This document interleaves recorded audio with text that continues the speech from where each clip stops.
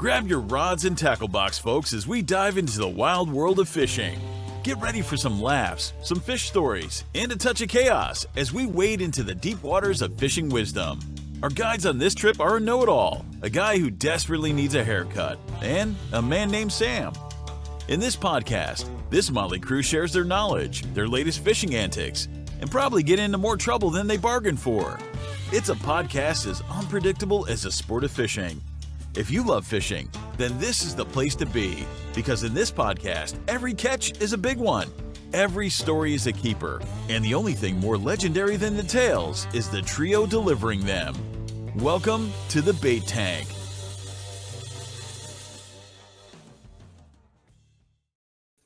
Hey, y'all, welcome back to another episode of the Bait Tank Fishing Podcast. My name is Anthony. I am with Yakshire Outdoors, and today we are talking about tackle organization hacks and pre-trip planning. So these are two very important things that can set you up for a great fishing trip or a great fishing weekend or outing or whatever, whether it be a single day, whether it be a multi-week trip, whether it be with a guide or whether it be by yourself. It is something that can help everybody out, whether you're a tournament angler, whether you're a weekend warrior. It does not matter. It is something that can help you out. Joining me are my two buddies up here. We have Sam and we have Catfish Viking as well. What is up, everybody? Say hello to these guys. Welcome back to the show. How are y'all doing? Good. How you doing? I can't complain. Let's see. Here joining us, we have Mike Sampson, Hillbilly Hondo, Joshua Perham, Travis Young. Hello, everybody. Hope you guys are doing fantastic. Hope your weekend is awesome. We are halfway through the weekend for most of us. We are actually going fishing tonight as well, my wife and I. So after the show, stay tuned for that notification as well. We're going to go out and go chase some catfish and some crappie, hopefully. But so first things first, I do have some announcements to make. We did hit 500 subscribers last week. So we were doing a 500 sub giveaway. Specifically, it'll be subscriber only mode. So only subscribers can win stuff in the giveaway. There will be several things given away. The big item being a TFR bait casting rod. Now, I'm not going to lie. The rod is slightly used. It is a good rod. It's been tested. I think we've caught a few fish on it. But for my wife, she likes the bait casting, bait runner spinning reels preferred for her catfishing, and this rod was hers, and so she's putting it up for the giveaway. So thanks to Mrs. Yak for that. That will be on February 29th. Again, it will be subscriber only giveaway. And I will leave the sticker up on the screen for everybody to see it and remember that for those coming in. But as for the topic for tonight, like I said, we're tackle organization.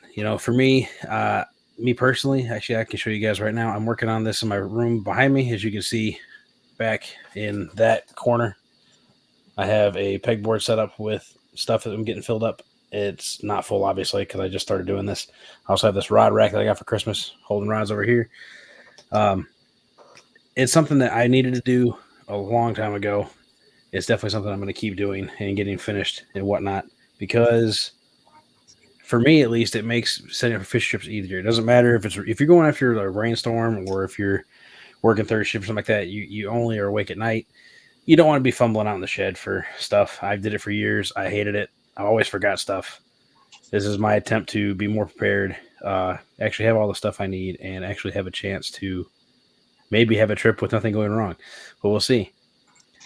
But, everybody has different things. We're going to go through. I'm going to ask these guys some tips and pointers. If you guys have anything that you want to add to this list of stuff for people out there to see or to learn, feel free to put it up in the chat.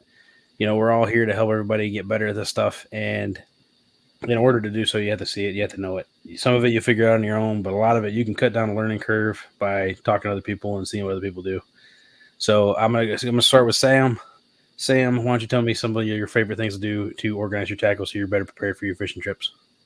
So I have color-coded system, and I have a label maker that just kind of like yellow floaters, dark floaters, things of that nature. So I know like my pinks, those are my floaters. My green tackle boxes, those are like my countdowns, like Rapellas and spun baits. And then that's just how I am. All right, so you're going the very methodical route. Yeah. Colors. One of my local sporting goods, they had an anniversary sale where all these color coded tackle boxes for like $1 or $2 a piece. So I was like, all right. I can't say I blame you there. For me, I have a bunch of here, I can lift it up and show you guys. I got a bunch of Sterilite type totes, and I have them filled with stuff, and I just have a little bit of tape at the end with what's in the box. That's been the biggest thing for me so far. One of the things that I saw in Harbor Freight, it's kind of like a shelving system that you can just take out the boxes. That might be something you might be interested in. That way you can kind of see what's going. You don't have to dig around. Everything. You mean like one of those like those screw and bolt organizer ones? Yeah, except for they're bigger for like wrenches and stuff. It's okay. $12, and I think there's 10 compartments, 5 on each side. That definitely could be useful. I might have to look into that too. You got anything else to add to that? Harbor Freight. It's a great way to like get cheap organizers. It's not the like brand name like Plano or something like that, but it's essentially the same thing. I hate saying just as good, but it definitely gets the job done for like half of the price. Well, sure. I mean, so the biggest thing I guess would be the fact that they don't always have a lot of the Plano ones. A lot of the money you're paying for, unless you're getting the cheap end boxes, you're paying for the waterproof stuff. Yeah, the special latches like that. If you're not needing the waterproof latches, then yeah, especially if it's just organizing stuff in your shed or at your house, it's not necessarily the box you're taking with you on the lake. The ones that, well, at least the Harbor Freight and where I'm from, that actually has a waterproofing seal on it too. For nice, $7.99 versus like $15-$20 without at Walmart or bait store. Right. That makes totally sense. Man, that totally makes sense. I mean, I can't talk today. It's one of those days, man.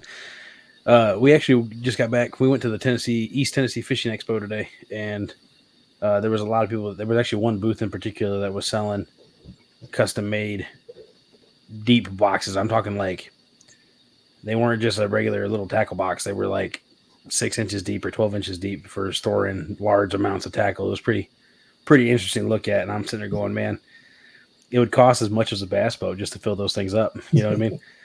So there's definitely all kinds of sorts of things people can use for that. I do have one more thing too. If you're like down rigging or something like spoons, I modify like an ammo can where you can like put like little cardboard slits in it, so you don't have like a big mess in the bottom and they're hanging down free and they're not running all over the place and bumping hooks and stuff. Tangling up. So there's like a DIY hook hanger basically inside the ammo box. That's a good idea. You can get an ammo can for like one of the cheap plastic ones for $5. Yeah. So no, I can definitely see that. All right, well, let's move on to Zach. Zach, I know you used to be a bass fisherman, but then you shifted into mostly catfishing, if not all catfishing at this point. So I'm sure you have some insight both on the bass fishing side of things, but I'm sure you have some tips for people that do the catfishing, maybe even the carp fishing style of angling. So what you got? My biggest friend is rig wallets. I pre-rig nonstop. If I'm sitting at home and I'm bored, I'm tying up pre-rigs and I'm filling up wallets. I have rig wallets just for Santees. I've got rig wallets just for Carolinas. Rig wallets just for certain rigs I use on the kayaks.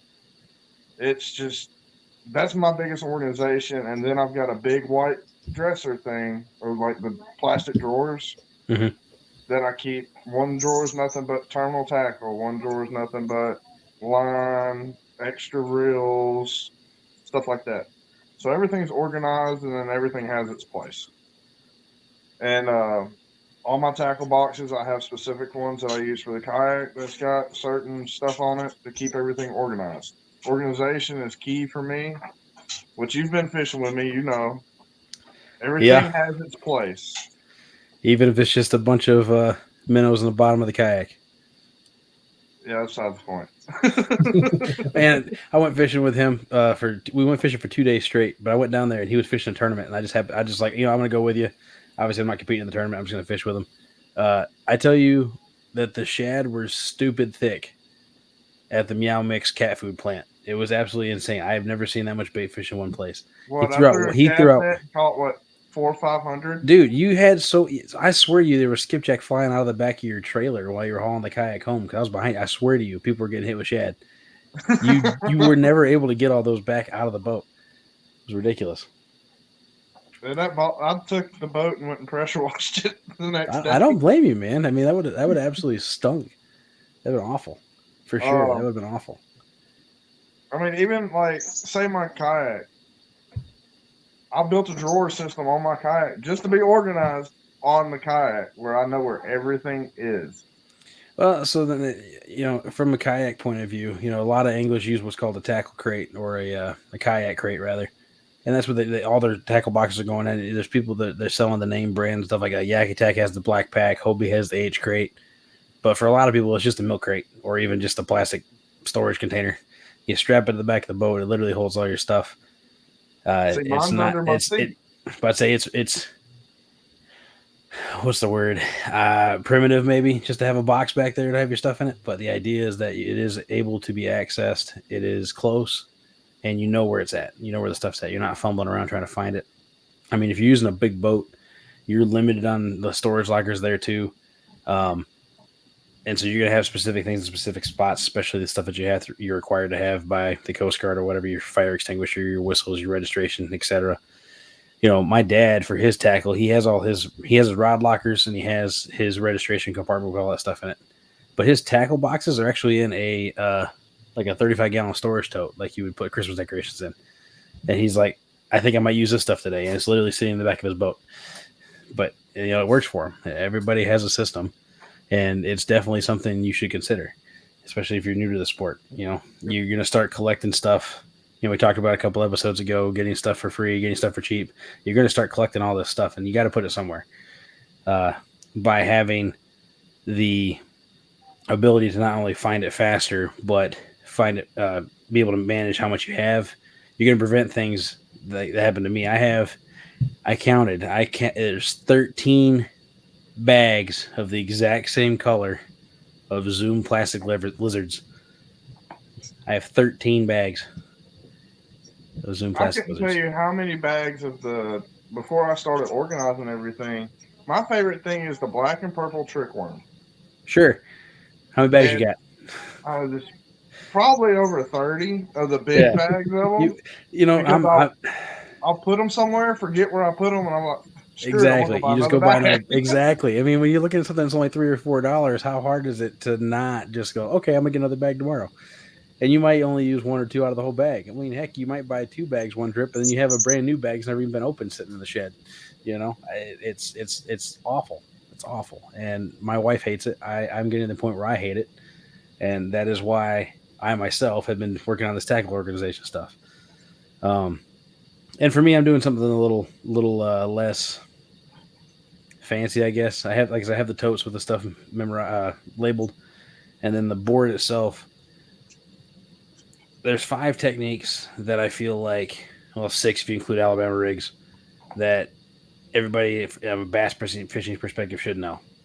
And I'm not the one that came up with this list, but I agree 100% with it. Bass Fishing HQ, I cannot remember his name off the top of my head. I watched a lot of his videos in the past. I still watch his videos now. But he described 5. If you're wanting to get into tournament bass fishing, he recommended you learn buzz baits, drop shotting, Texas rigging, crankbaiting, and jig fishing. Specifically those 5 things. So that's something I do plan on doing more bass tournaments.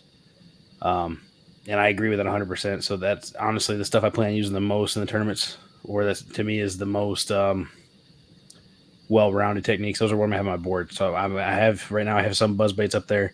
I have some jigs up there. I plan on hanging my A rigs up there, and then all my crankbaits. Did I give you all my jigs? Jigs? No, you gave me jerk baits, some crankbaits, and your spinnerbait box.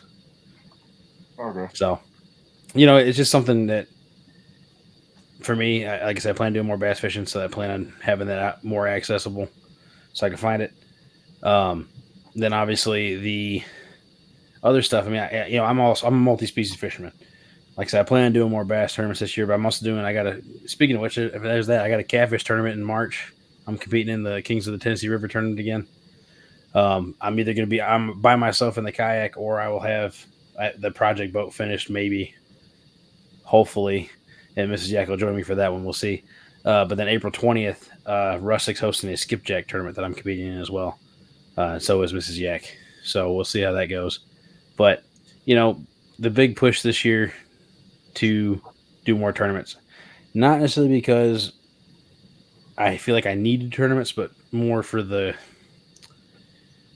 the desire to be better and to learn things faster. If I'm able to compete against people and learn more, then that's what I want to do. I want to be better at fishing. To me, that's the easiest way to do it. Competition sparks learning, and that's been something I've learned a long time. If you can do one thing a little bit different than somebody else, that might be the difference between you catching a fish and them catching a fish. But like I said, enough of me blabbing on that. Sam, you got anything else to add for tackle organizations? Is there anything specific that you wish you would? Let me rephrase. What's the one thing you've done with your stuff that has made the biggest impact other than color coding? I mean, obviously it's your system now, but what was the one thing you absolutely just was like a light bulb for you? So putting lead line on, like, one of my favorite things that I'm sure this isn't anything new. People have done it for a long time, but like pool noodles, putting lead line on for like a dipsy diver or something like that. It's just a great way to keep it from going all over the place, especially like some of these salmon up here, they get like 30, 40 pounds. That thicker line is a pain in the butt to just, if it gets it loose, it just tangles all over the place. Now, when you talk about those leaders for those dipsy divers for those, by the way, are like a really deep diving metal crankbait or a spoon, depending on it's the category, right? Oh, it's a little disc about yay big. It latches from the. Sorry, it's late and I kind of had an. Oh, right, that's the plastic thing that helps it dive. That's right. Yeah, I'm sorry, it's not the lure on the back. Side, right. Yeah, but you have a leader after that, and you tie the lure to that leader. Yeah, the dipsy diver stuff gets clipped to the line, right? Yep. Okay. And then when you get a fish, it just hooks the dipsy diver or unhooks from the dipsy diver, like it clips on, and it clips like releases and it starts swimming back. It kind of shows you that you have a fish on. Okay, so it's similar to a planer board, just underwater. Yeah, actually, planer boards, like there's a planer board system that you can use instead of the dipsy diver. It doesn't go as deep. Sure. Actually, they're too buoyant, right? Yep. I actually just got a couple of those from Facebook Marketplaces and that lot that I told you about. Look at this. I'm hosting a podcast. I'm learning stuff myself. But that is like a great thing. And if you get bored or something like that and want to do some jug fishing, you can always put like PVC pipe in those pool noodles and there you go. Yeah, I do that with my anchors for the kayak as well. It's a lot easier to carry around. It's light. You're not having the, some people buy those anchor wizards and stuff, but the idea with the PVC pipe one is if all, something happens in a hurry and I got to break free, I just unclip the one clip and just toss it out. It'll float and I can get it later. Yeah. So I use the same system on my kayak. It's the quick release anchor system. To me, if you're fishing in the big rivers, it's necessary. Instead of having like just a float on the end, I used a milk jug. It's cheap. Hey, whatever works, man.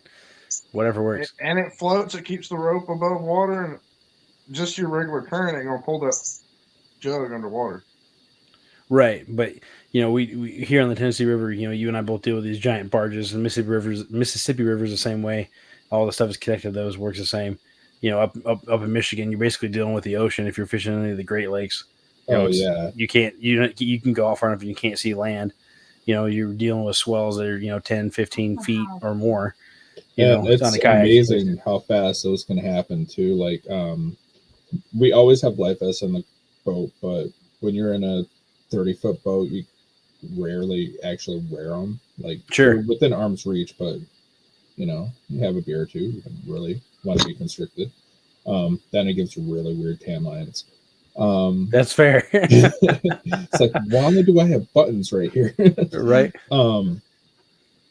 But I remember one time it was 85 degrees. We already had 2 kings in a boat, and within the time it took to reel in a lake trout, wasn't even a big one. So we're talking like a 5-minute reel in.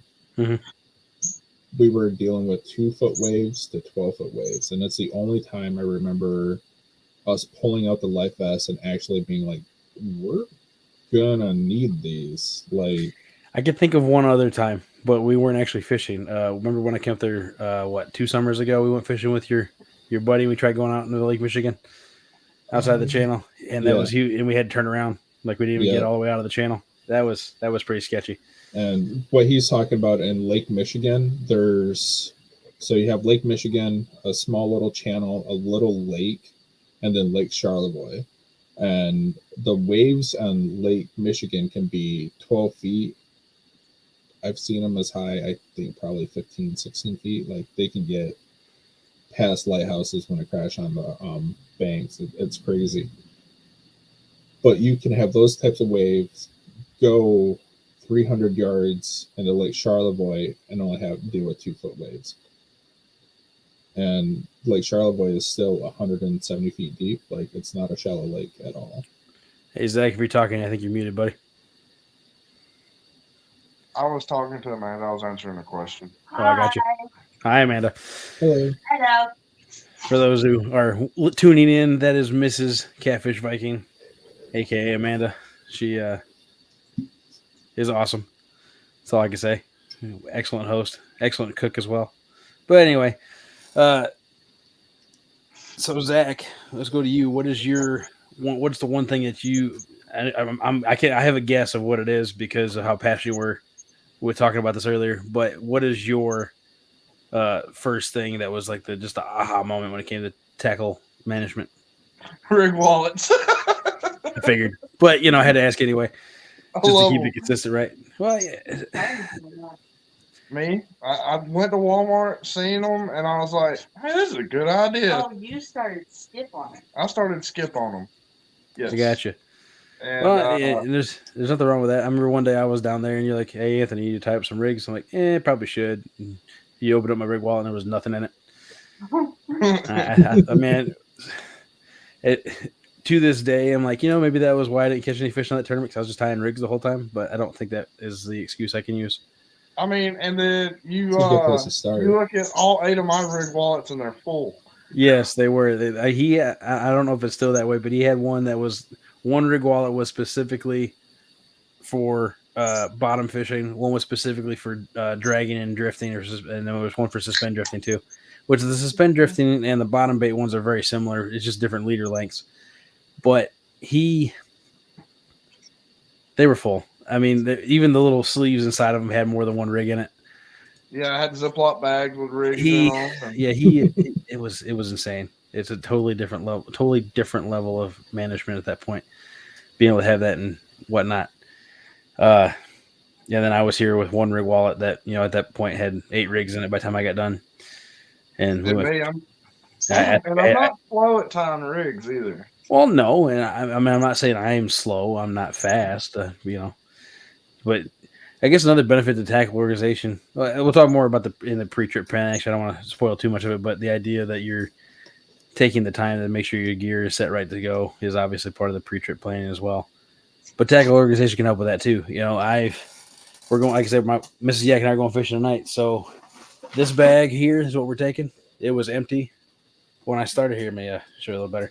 It was empty when I started. It's just a little plain old tackle bag, but it had absolutely nothing in it. Like I said, I have the one main pocket full of all the crappie stuff. I have the other pocket full of catfishing stuff.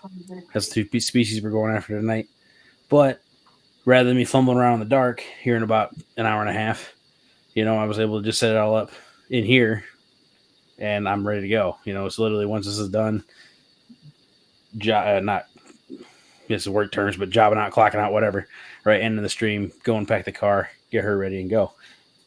Because my mother-in-law is coming to watch Josie tonight. So, yeah, we get a chance to go fishing. It's going to be fun. Hopefully catch some fish. But the idea that by having systems like what's behind me, what Zach has, what Sam's got going on, the idea that you can not only find your equipment in a hurry, but actually set up for your trip is going to be huge for your fishing trips. And there's other stuff that goes to the pre-trip planning, but the tackle organization is a major one that a lot of people can benefit from, and I recommend entirely for everybody to try.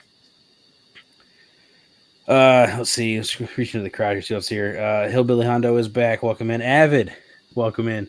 Avid's asking about my trip to Florida. Meeting for Flash was fun. He was a good dude. I really appreciate him taking me out.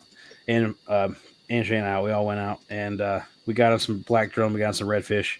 got on some trout. It was fun. It was a good time. I recommend it for anybody. But I will say this: even he had a system. He had, he's in a boat, so he had his rod lockers full of stuff. His front bag was nothing but the gear he's using for that day. We were specifically going for redfish. If the other stuff was there, great. So, he had his plastics, he had his jig heads, he had his leader line. And that was all in one section. Then he had another section that was nothing but hooks. And then he had a container with his leader line in it. So, I mean, he just at that basic level was set up too. But it did make things easier, especially when we got into some of the thicker waves, some of the higher currents, because we ended up dealing with, it was January. Anybody's going to Florida in January that's fishing any kind of shallow marsh stuff, you go from having a high tide and a low tide to having a high tide and a negative tide, which is where if you're reading the numbers on the tide charts, it's literally showing negative. It's because there's like puddles that you're going through and you're hoping they connect. Funny story. The first day we caught fish, the second day I went back out with them. It was a little bit colder, so Mrs. Yak and Baby Yak stayed back at the hotel, and we went out and literally twice we had to jump out of the boat and push the boat across the oyster bars to be able to get back in. It was insane. I will say that one cool thing about that though, with the water being that low, it was extremely easy to see dolphins, and literally I was within 6 feet of a dolphin. Like they were chasing mullet and they were actually coming to the boat because we just had the trolling motor on, so they were just coming through real close. It was really cool to see, and it's definitely an experience. I tell you, if you get a chance to do it, you should try it for sure. But even then, even with all that, tackle organization made the fishing day previous easier, and it made the second day easier also, because if he had flipped his boat or something that happened, we got stuck, it'd have been easy to just pick it all up and walk back to shore, and his boat may have been marooned or something, but that'd have been it. We would have had everything else. So there's benefits even just from the point of having it condensed so you can pick it up easier to tackle organization for sure. No, I don't have that video up yet. It is coming. Actually, I'll end up doing 2 videos, one for each day. It'll be fun. I still got to do the trash challenge videos too. I'm behind on editing. Not that it's a surprise to anybody. Anybody who does any kind of YouTube stuff knows it's really easy to get behind. So it's a project coming in. But yeah, so this topic's a little bit shorter than I planned. I'm not gonna lie. I have something else I can add on to it. Yeah, what you got, man? Yeah, let's hear it. Let's hear it. So people who do fly fishing and stuff like that, those little tackle boxes can get really costly, really fast, and they're small. You can lose them pretty easily. I've lost quite a few, and then like what you said, retie, or well, you didn't say retie. Actually, you're like anti-preparing for rigging, from what I understand.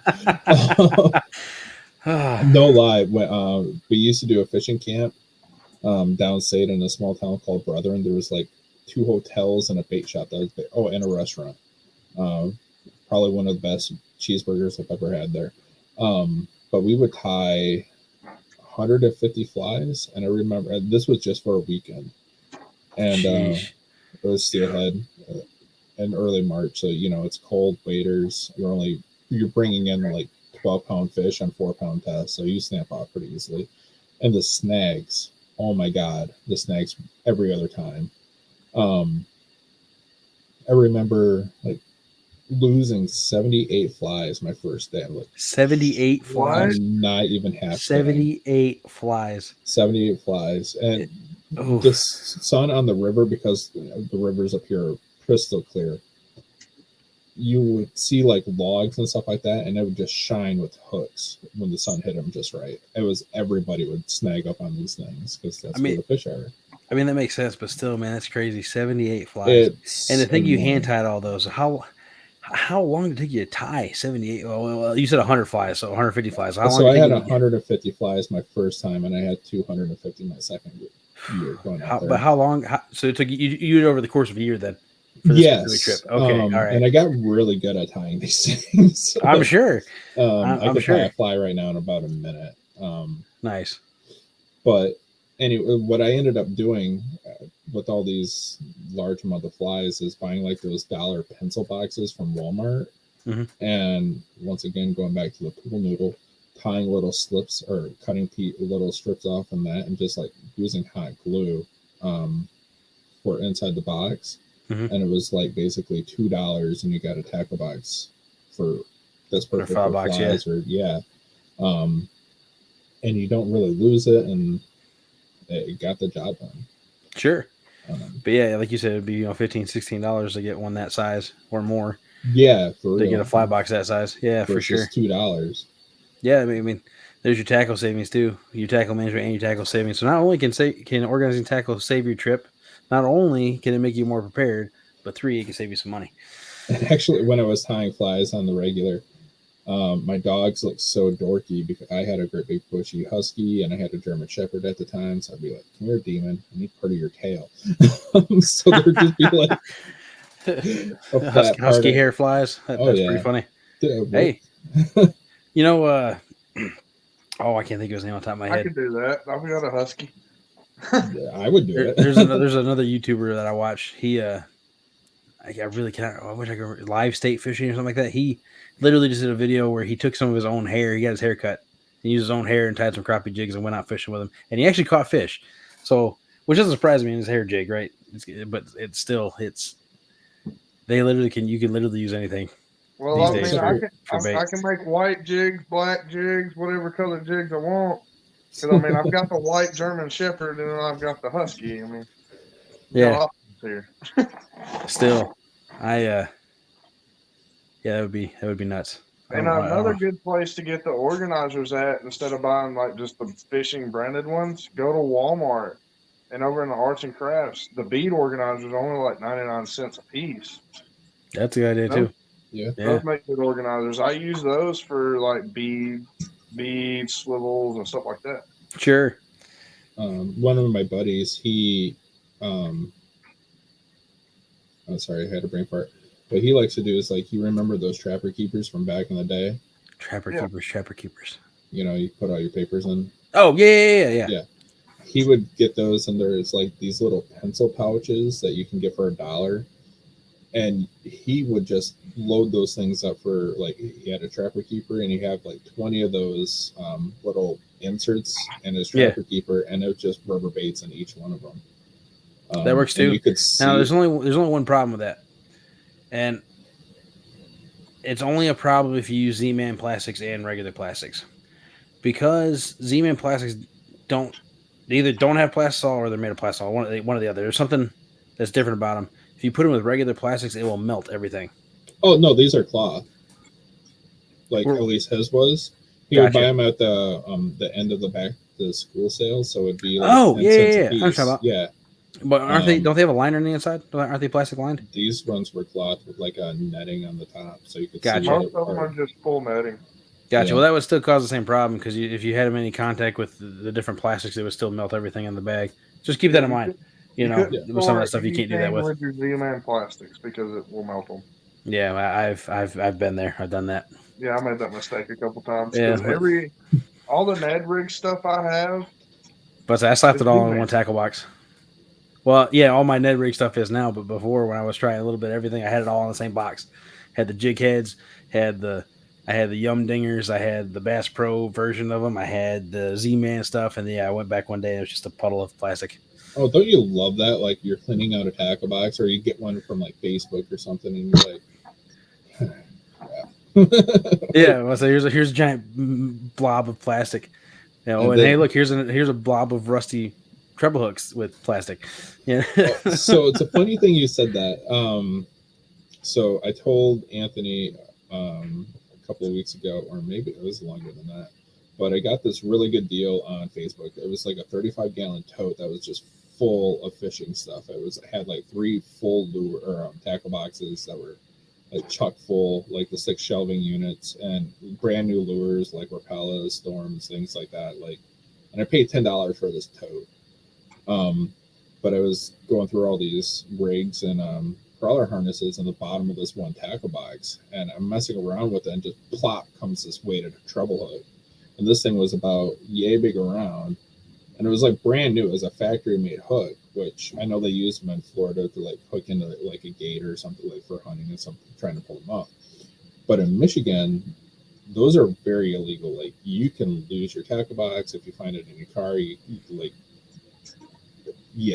lose everything if you But get caught with this snagging hook. is just frowned upon. Period. Yes, snagging is very frowned upon, and I'm like, oh my god, like I don't know what I should do with this dang thing right now. It's called the trash. I still have it. It's chilling on my safe right now. I mean, that's fair. I will Take say, a grinder, cut it up, and throw it away. or just melt. You could just melt the lead off it and have a giant treble hook. Good. But still, yeah, it's crazy what you can find in these used tackle box sales, for sure. I know I went to one guy's, he was having a sale. That's where a lot of your spinner baits came from. I bought 2 tackle boxes for $10, and there were like 100 spinner baits in there. And I'm like, oh yeah, well these need new skirts. So I went to Academy, bought the big 10 packs of skirts, and reskirted them all. And they worked good. They caught fish. Hey man, it is what it is. Like today, we were at the like I said, we went to that expo today, and there was a section where a guy was hand tied bass jig, or say hand tied, hand poured bass jigs with skirts on them, and he had a whole table of just what he called oops jigs, where the eye wasn't quite straight or the head was a little off shape. I'm like, okay, how much are these? And he was like, $250 a piece. I'm like, everybody else here has hand poured jigs for $5 or $6 a piece or more. And I'm like, into a bag, Right. Well, you can, like, even when you're down in Florida, like doing deep jigging, which is really fun. If you ever get a chance to do that, like, highly recommend. Watch videos on how to do it first, because it's not like regular jigging. Like, you basically got to set the hook every time you jerk this stupid jig. But everybody, the like local like guides, they just pour their own jigs just because you're spending $10-12 on a jig versus like $2 in lead and a little bit of time. Well, right. Well, isn't it? Correct me if I'm wrong here, but it's mostly because they're giant, like they're heavy jigs, like 3 and 4 ounces a piece when we're doing that stuff, just because how deep the water is. And, so you got like slow pitch and stuff like that, but they're very heavy, and you got to remember everything there has teeth, even the little mangrove snappers. I got bit on. I still got a little scar from a little snapper. I wasn't thinking it was like, oh yeah, it's a small fish. It's like a bass. I just lipped it, and toothy critter, like a vampire, just like 2 teeth, like one on like top and the bottom, and I just sunk my, ouch. Alcohol was a factor. It's one of those things. No. It was. That wasn't it. No, it wasn't. Don't try to deny it. It was you. No, it was all you. Habit, like I was thinking, but also I was on vacation, so Jameson was for breakfast. That's all I'm saying. I got you. It's a pretty serious breakfast, man. I can't say I've done that one. I can honestly say I have not done that.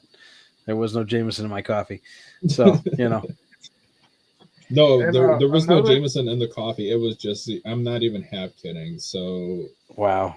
And while you're at those like vacation spots on the beaches and stuff, check the pawn shops. Why do you say that? Good stuff in pawn shops close to the coast. Interesting. I wonder what the wonder why that is. I wonder. I have some People theories. moving away and they just sold all their fishing stuff to the pawn shop. I mean, that's fair, I guess. I don't think here in Tennessee, I don't think you really have that as an issue here, because most people that here, that they do fish, they use all their stuff. If they don't fish, it's they're wanting to sell it for enough money to get their money back, so they can buy different fishing stuff. So it doesn't go to the pawn shop because they want their full price. But I don't know. You might need I've to been pay to some fines or something too. Like that's also fair. I've spent, let's see, last time we went to the coast, I bought an 11-foot pin. I think it was Pin Squadron 3. And I bought it out of a pawn shop that only looked like it had been used once. And that's normally like a $120 rod. I paid $30 for it. Nice. nice. Very nice. So, But again, would you have been in a pawn shop if you knew that you needed that many rods, or were you just happen to you're a good example here, okay? For tackle organizations, there's gonna be a point in your life where you go through your stuff. You're like, oh wow, I have 300 of these, and I don't need that many, or I have 50 of these, I don't need any. Everybody has something different. Like for me, we're actually giving some away here in the future. We're going to do a used gear giveaway for some people that are wanting to try out some new stuff. These guys are joining in with me on it too. But the difference here is Zach has a very special way of thinning out his rod collection. This man, I've known him for 4 years now, something like that. Yeah. And how many rods have you lost just in the last 2? 7. 7 rods. 7 rods. And none of them were cheap. No, they were not. I think the most expensive setup I lost was close to $500 to $600. That's ridiculous. Oh, I would be so mad. So the last time I went ice fishing, I was I found a hole and it was just loaded with pike. Probably had another pike on I'm not kidding, about every 5 minutes. And normally when I leave my pole just laying there, I release my bail so it doesn't disappear. And I thought I did that, and I got up to go get a sandwich, and I come back, and my little pole holder is gone, and my pole is nowhere to be seen. And I only spent $20 on that pole, and I was like, oh, hell no. And I sent a picture of it, because my rod holder's over on the side. Yeah. I sent a picture to one of my friends, and he's a cop. Yeah, I would like to report a theft. Well, if you know surf rods, Penn Carnage is the highest end surf rod that Penn offers. Yeah. I had a Penn Carnage 2 12-foot, which is a $300 rod at the time, with a big 10,000 series Penn Fierce 3 live liner, which is a $200 reel. I had it sitting in the rod holder. I forgot to hit the live liner and get the bait runner set. Mm-hmm. That rod got smoked. And then as I'm taking off running, that rod breaks the rod holder, flops on the ground one time, and just starts skiing across the water. And I'm like, no! And everybody at the campsite, because it was at the gathering, we had just gotten there, maybe an hour been there. And all you see is this barefoot dude taking off running. Nobody knew who I was really at the time. And Dominic, he stopped me. He's like, dude, don't jump, because I was about to dive in the water after this. That would hurt. It's about an 8-foot drop to the water. And the only thing that stopped me from jumping is I saw a rock sticking up out of the water right before I jumped. That would hurt. Yeah. That would hurt for sure. That's how I lost the foot. And then, let's see, 2 weeks later, I lost it was a Whisker Seeker 6.7 or 7.6 rod with a Catfish Pro on it. Abu Catfish Pro was on that. So that's what, a $250 reel? Your wallet's showing, sir. That's all I can say. My wallet at the time was showing. My wallet now ain't showing at all. That's fair, man. Well, that's just life. Sometimes you win, sometimes you lose. I got lucky with the Carnage. Dude bought it, didn't like it. It was too stiff of a rod, and I turned around and paid $100 for it. There you go. We got some more people showing up here. Fish Shizzle, Brandon, welcome in. And Dale Hayslip, welcome in. Hope you guys doing good. We're talking about tackle organization currently. You brought up me losing rods. I did. I was talking about how tackle organization allows you to not only see what you have, but allows you to see what you don't need more of, and how everybody handles it differently. For me, I give stuff away. For you, lose stuff in the lake. It is what it is. I mean, apparently, I've had too many phones too, so I lost apparently the lake as well. I wasn't going to bring that up, man. I was going to leave it just the fishing rods. I lost 2 phones in 5 days, man. What the heck? Well, he's a kayak fisherman. Let me tell you what this guy did. Okay, so they make mounts, okay, to hold your phone for live streaming and whatnot.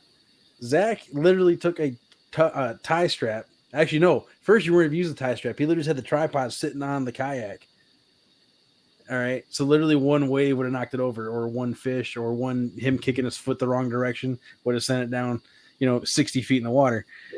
But eventually, you started using a tie strap to tie the thing down. I don't know what happened with the one that you had tied down like that. Somehow it came apart and fell in. The latch to hold the phone mount broke. See, I mean, It blew out on the river, and when it did, my phone said, "Whoop." bloop, bloop, bloop, bloop, bloop, bloop. Dude, I went back and watched the video. You can literally see my phone hit the bottom of the lake and just dust cloud. I'm like, really? That's pretty funny. Because my phone, the phones I use are waterproof to a certain depth. Right. It still ran like a minute and a half after it hit the bottom of the river. Did you see any fish? No, I mean, that's an expensive fish finder, but you know, right. I think it landed face down. I don't know with some of these fish finders out now. Yeah, I mean, that's fair. Yeah, some of these are twice the cost of some of these high dollar cell phones. That's for sure. But yeah, it's definitely crazy how much some of this gear can cost. But I'll be right back. I'm gonna fix me something to drink real quick. no worries, man. Hey, but yeah, so like I said, for me, I'm doing the Sterilite tote thing. I have the pegboard thing. Got the rig wallet thing for the catfishing. Got the rod rack. Actually, I'm gonna end up having two. I'm gonna have one. Well, I'm gonna have two rod racks. I'm gonna have one rod rack for the shorter stuff, but all my 2-piece rods, I'm gonna have a separate area for them in the office here. But the idea again that you can sort your tackle and make your not only your trip planning easier, but your trip setup easier too. Because again, I spent an hour total getting ready for the trip tonight after the show. If I'd have been doing it before, I may not have gotten out on the lake till 2 or 3 in the morning because it's the very last second trip and I had nothing. I would have had nothing ready. Would have been out fumbling in the dark or with a flashlight, and it may have taken me forever. But I do have all the stuff in the office now. It's not quite sorted all the way, but I was able to get ready a lot faster. You know, we in different things. You know, we talked about Sam. We talked about your organization system where you have the color coded tackle boxes. Zach, we talked about his system with nothing but his rig wallets being for different techniques, being completely full, prepping that up early. We talked about, you know, you can get cheaper. You don't have to buy these high dollar organizers or these high dollar tackle boxes. You can go to Harbor Freight. We can go to the school supply section, you know, get pencil boxes, add foam to them for fly boxes. You can buy waterproof cases at Harbor Freight to store stuff. Being able to take ammo crates and modify them so you can hang spoons and spinner baits in those. It's just some ways to save some money, some ways to organize yourself and set yourself up for success on the water. And then even when you're on the water, having the setup that the organized chaos, if you will, right? Because obviously things happen on the water, right? You can flip a boat, you can hook a big fish and panic. I mean, you can do all kinds of stuff, but by having stuff a little more organized, you can be a little safer, a little more efficient, and have a better chance of catching the fish of your dreams. Or just the amount of fish you want to eat too, for that matter. I mean, you know, if you're trying to catch the keep, but you can't find your stringer, I mean, it's just as much of a problem as somebody who sees the biggest bass of their life, but for some reason can't find the magic bait for the day. You know, I mean, it's having that organization can help you out in pretty much all aspects of fishing, flat out. Zach, you're still muted. Really? And then there's Amanda. Yeah, well, you know, she's a nut. What can I say? And I don't know how, like, whenever I go out, like on a boat or something like that, I start off with just having like one tackle box out. I put everything all nice and neat into my tackle box when I'm like switching a lure or something. And then by the end of it, there's a pile. And well, and that's another thing for me. Like I have 3 buckets, 2 of the small like Plano boxes, and a small trash can of all just stuff that was mixed up, jumbled, that I just threw in something to bring it home with. Oh, and who knows how many Walmart bags of stuff that's just jumbled need to be sorted. And the idea with this also is when I get done with the trip, I can come back and put it all back, or at least put it in a way that I can sort it for the next trip. And it's just to make my life easier, make my wife's life easier. And then on top of that, if you know, when I do find somebody's doing a really good deal on something in the, you know, around Christmas time for stuff, I'd be like, oh, hey, I actually do need those. Let me go ahead and get those while I can. You know, rather than wondering, hey, do I have enough of those? Or do I have 13 packs of lizards I don't need? When he came down here and fished with me, it was literally fishing out of a Walmart bag. Yes, I was. I was like, you have. I told him right there. I was like, you have no organization at all. No, I did not. No, I did not. But I can firmly say that just even the attempted couple of small things I did at first, where like I said, I have a Ned rig box. I have always had a Ned rig box, but that Ned rig box made my life much easier when it came to, oh, hey, I just have to get a fish to bite today. It doesn't matter what species, to save a trip. But I knew where it was. I knew what was in it, and I was good to go. But if I was going to try something, oh, hey, Carolina rig's been doing really good for everybody. Let me try that out. Well, I was having to go to the store, buy another pack of sinkers, another pack of worms, another pack of hooks and whatnot, because I don't know where any of those are at. And then, I end up with 12 half packs of stuff. And, So, I won't lie. I am paranoid about like running out of things. Like, former military, 1 is none, 2 is 1 kind of thing. Sure. So my tackle box, I have what is it? It's like an Ego, or I can't remember. It's a Bass Pro tackle box or backpack box. But I actually had to weigh my tackle box because for my prosthetic, it can only withstand a certain amount of weight. And it weighs 51 pounds. 51 pounds. I'm not even half kidding. I cannot fit anything else into this thing. Like, I'm 51 pounds. That's a tackle box, guys. 51 pounds of tackle box. Now it's mostly like lead weight too. Like, like different sinkers, like you said. Like, I got tungsten in there. I got lead. I got jig heads. It's all this little stuff, and it definitely adds up. Sure, I can imagine that. But 51 pounds—that's a huge. That's huge. What can I say? That that reminds me. Big Mike, okay, he's another YouTuber. He does the catfishing on the Tennessee River, and he likes fishing in the main current right below the dam. This man will buy 1 pound sinkers and use those. So I can only imagine how much some of his buckets or tackle boxes weigh. Just even having a few of those, I mean, it gets heavy quick. And it's even worse. Zach, fishing from a kayak perspective, you're fishing in these small boats. Depending on how much money you put in your boat, you're flirting with your weight capacity, and then you're definitely ruining your effective weight capacity. You gotta add it all up when you're fishing in the kayak. For sure. Add your weight up. And, and some of them are better now. I know a lot of the manufacturers are leaning towards what's the phrase they use? Usable weight capacity, I think is what they call it. Yeah. And what that number is literally what you have available for you and gear before you have to worry about the boat not working correctly. Because if you guys don't know, if you overload a boat, your turning goes to crap. You can't turn worth a darn. You can't get as fast. That's really about it on the performance end of it, right? But the idea is that it makes your day rougher because you are just overloaded. It is what it is. You're over encumbered, if you will, for anybody from the gaming perspective of it. You can only carry so much stuff, literally. And even as a person, you can only carry so much stuff. But when your equipment has that same issue, it's a thing. So, Sam, I'd be very careful with your 51-pound bag. Oh, yeah. I did the math. Like, I'm good. I got like 15 more pounds to spare. So now on the kayak, I think with all the gear I take, you're looking at about 120 pounds in gear that I take with me kayak fishing. Yeah, see, I can't take 100 pounds of gear with me in my kayak. Well, yeah, I guess I can. I can on the Hobie. I couldn't on the one before. The one before I had 30 more pounds till I reached the max capacity. And it was that kayak where I realized how much of a difference there was between usable weight capacity and total weight capacity. Because my wife, who to this day is still significantly smaller than me, but was even smaller then, was on that kayak, and it worked perfectly. She was keeping up with me on the Hobie, and she was using regular paddles. I mean, like, it was a whole 9 yards. It was completely bonkers how much of a difference it made. Just blew my mind. For sure. Did you stick your tail out of my face? No. Say no. Why would I do that? I'm supposed to be part of the show. But she's another one of the rescue cats. She's got hip problems. Her back hips don't work quite right. I mean, that's fair.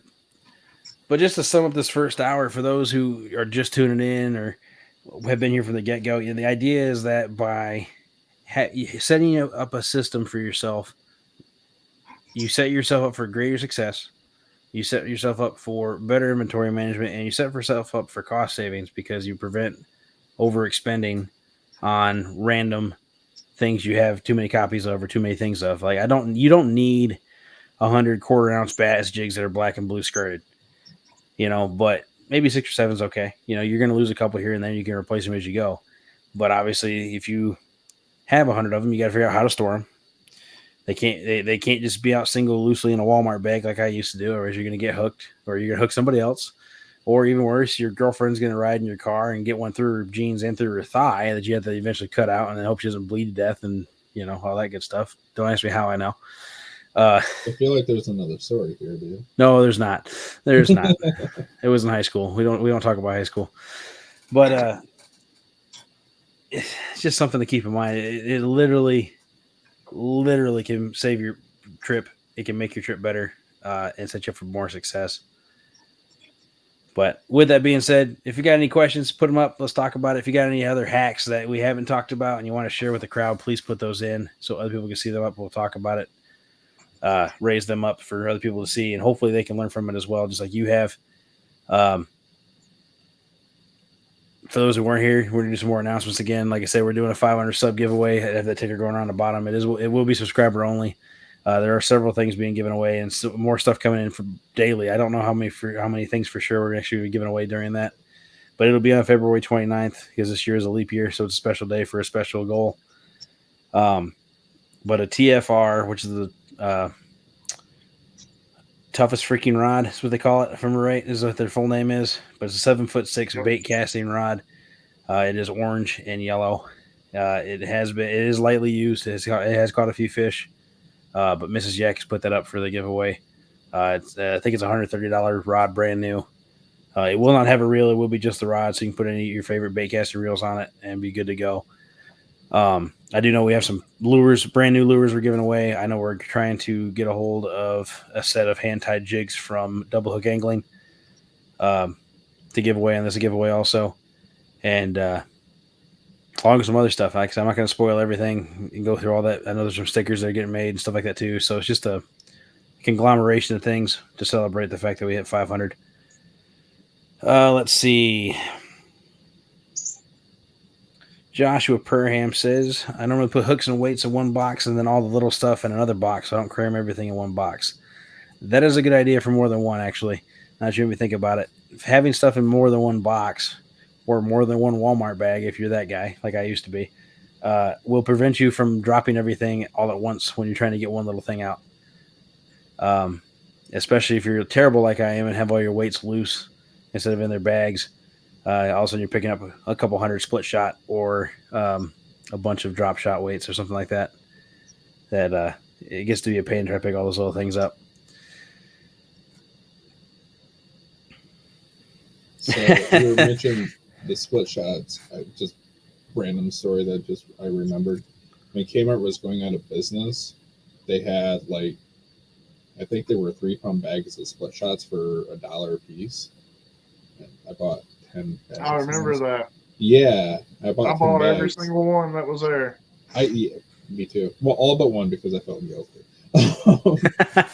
Only one for somebody. I didn't take everything.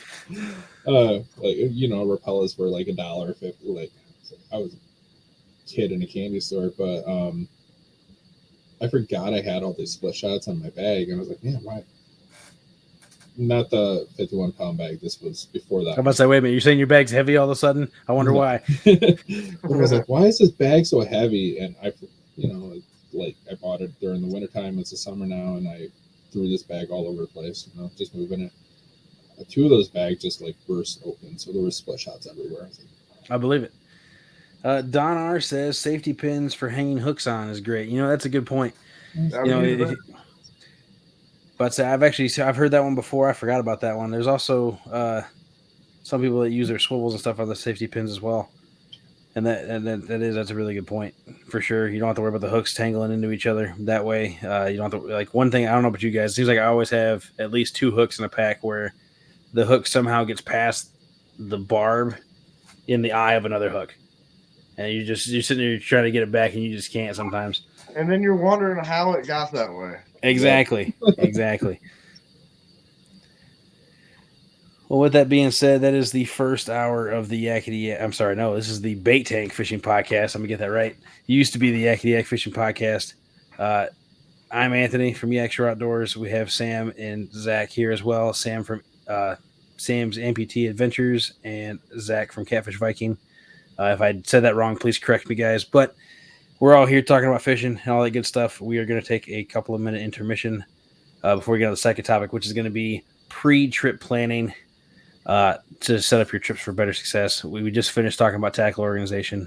Like I said, we're going to take a brief 2-minute break just to get some water and whatnot, and then we'll get straight into the pre-trip planning. So stick around. Until then, here's the show intro. We will see you guys in just a minute.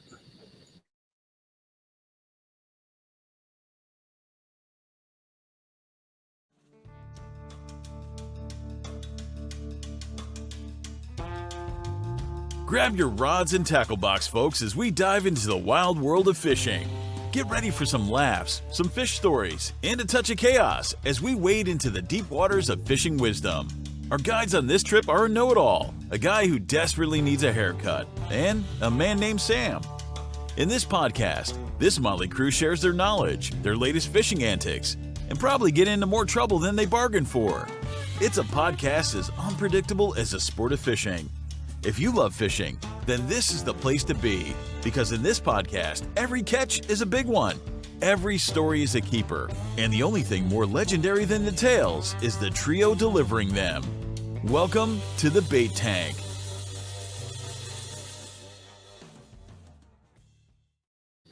Hey, and like I said, welcome back. We are watching the Bait Tank live fishing podcast. My name's Anthony. I'm with Yakshire Outdoors. And joining me are my two co-hosts, Sam and Zach, and we are talking about everything that goes with pre-trip planning. And this literally can boil down to several different things, and he's still not back, so hold on a second. It's just me for now. But some announcements if you're just now tuning in. We're doing a giveaway for 500 subscribers we hit last week. There was a fishing rod being given away along with other different pieces of gear. The rod is a TFR 7'6" medium heavy catfishing rod. It is a bait casting rod. It does not have a reel. It's just the rod itself. Mrs. Jack has put that up generously for the giveaway. We also have some tournaments coming up that we're going to be competing in. Two specifically on March 16th. We're competing in the Kings of the Tennessee River tournament. I will either be fishing alone in my kayak on that tournament, or if we get the project boat finished, Mrs. Jack and I will be fishing as a team in that tournament. So we'll see how that goes. And then on April 20th, Rustic Outdoors is hosting a skipjack tournament, bank only. We are competing in that as well. Both of those, I believe, the Tennessee River Tournament, Kings of the Tennessee River Tournament, is for a championship belt that was actually made for that and was sponsored by Catfish Sumo, hosted by Palmetto Cats is the one hosting it, but it's being done on Trophy Seeker Outdoors channel. He is the one that helped get the tournament going. I know that Kevin from Palmetto Cats was helping him with it last time, so I'm assuming he'll be helping with that again this time. And like I said, the tournament for the skipjack one, they're competing for a crown. It's like these aren't monetary tournaments. These two specifically are just kind of fun freebies kind of thing. First come, first serve to get in. We did seal our slots in those, so we will be competing those. I also have been looking at a bass tournament circuit for this year. I don't usually kayak fish in January or February, so that'll be picking back up in March. Hopefully, I might try to do one in February with the weather being a little warmer this year. Water temperatures are a little bit up, despite being the colder weather we've had this winter because of all the recent warm rain. So it's definitely possible getting into those soon, and I'm looking forward to it. And hope to bring you guys along for the ride on those. Might do some live streams during them. Might just do a video afterwards. But either way, definitely some stuff to be keeping an eye on and tuning into. Sam's back. Welcome back, Sam. Thank you. And there's Zach as well. Fantastic. The whole crew's here. Like I said, I'll be right back. One more second. Sorry. No worries, man. No worries. So for this hour, we're talking about pre-trip planning. And like I said, this could be for anything from knowing where you're going, knowing what you're fishing for, knowing what gear you need, what guide you're paying for, Google Earth research, mapping out lakes, travel plans, hotel plans if you need that, all that good stuff. Literally taking the time to set this up even weeks ahead of time can set you up for more success or for a more enjoyable trip, at least. Obviously, the one obvious ones, obviously, if you're traveling, having some place to stay, having a way to get out on the water, those you're kind of always going to have. That's always going to happen. That's not anything new or game changing necessarily, but having the tackle organization, getting that sorted ahead of time rather than doing it, the night before you're leaving or the morning of you're leaving, which I'm bad about, will make your trip a lot easier. But before I go into some of these deeper topics, I'm sure there's little hacks for this too. Sam, or Zach, either one of y'all, do you have anything you'd like to share for like a quick tip or a hack when it comes to preparing for a trip? Always, you got to think ahead what you're fishing for. Then you got to prep for what you're fishing for. As in, you got to get gear ready. I always like to be knowing what I'm fishing for, what techniques I'm using, and I like to be prepped for that. So, just the prep time alone is very important.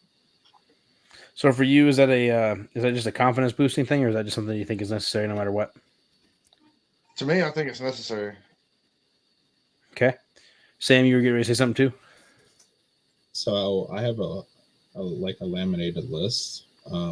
If I go out for more than like a day, if it's just like going bass fishing with one of my friends, it's a spare of the moment kind of thing. I just grab a rod and reel, and a tackle box. My tackle box pretty much has it has a lot of little things. Like, doesn't have like one species in particular. It's definitely a multi-species pack. Is this the 51-pound tackle box you're talking about last yes. hour? Okay, all right. Because this is a multi-species tackle box. At least that's a little more reassuring. It has like catfish, it has pike, it has walleye, it has you name it. I think there's even a tuna rig in there. I'm not even half kidding. And actually one of those 8-ounce jigs that we were talking about. Nice. Funny thing is, I've actually caught lake trout on that. I believe it. I mean, I don't see why you couldn't. I mean, it's just a jig, just heavy. Well, I was just wondering. I was like, I bet that will work here. Yeah, it definitely does. But I have like, if I'm going out for a weekend, just like steelhead camp, and because I am a general outdoorsman, most of my weekend trips involve more hunting because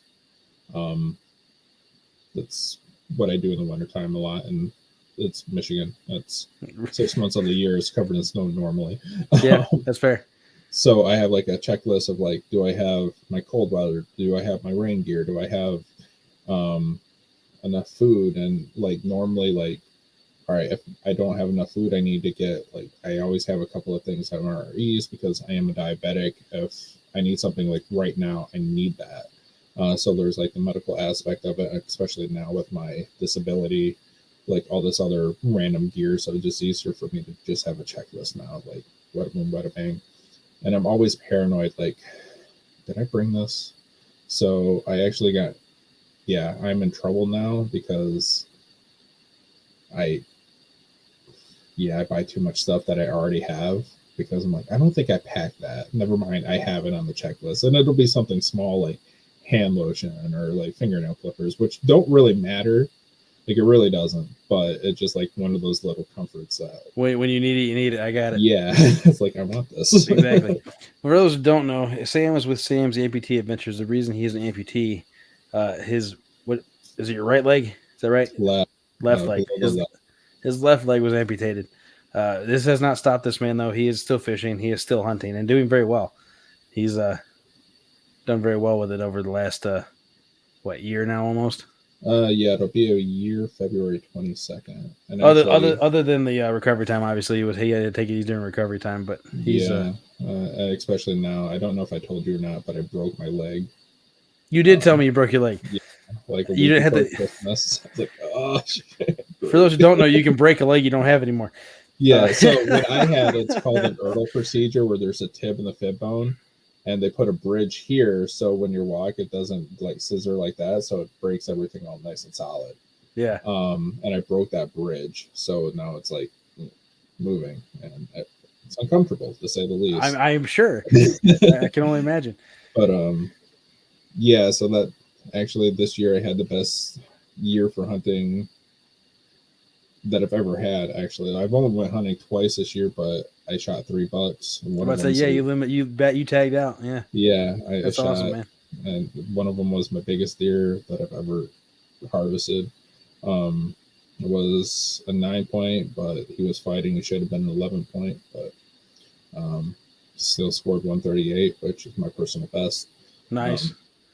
For those who don't know, if you when you're hunting deer, they measure all the length of every single point on the antler, and it gives you the score. And that's what he's talking about with the you said 138. Yeah. But he's gonna look good on the wall, and he definitely tastes good. I'm sure.